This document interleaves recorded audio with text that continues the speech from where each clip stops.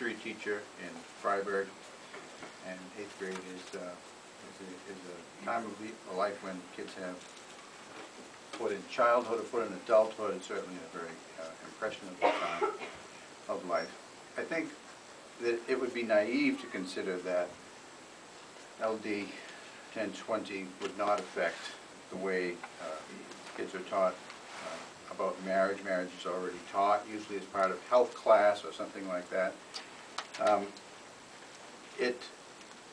There is an infrastructure in place that I see what happens with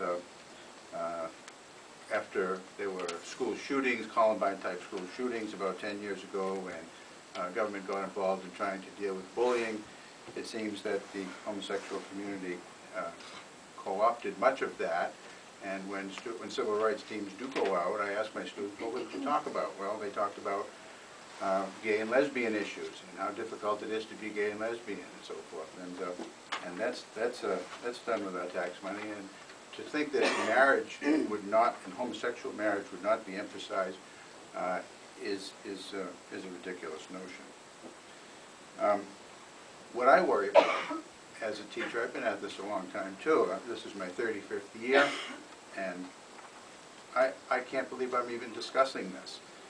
To talk about homosexual marriage, put those two words together, 10 years ago, it wasn't done. And now to think that that this form of marriage would not be taught in schools, to claim that could only be done by somebody who's not at all familiar with the way public schools operate. We have an infrastructure in place. There are gay, lesbian, straight education networks, gay-straight alliances, and so forth. And to think that they wouldn't take this and run with it is naive at best. Now I'd like to introduce Joseph Conroy.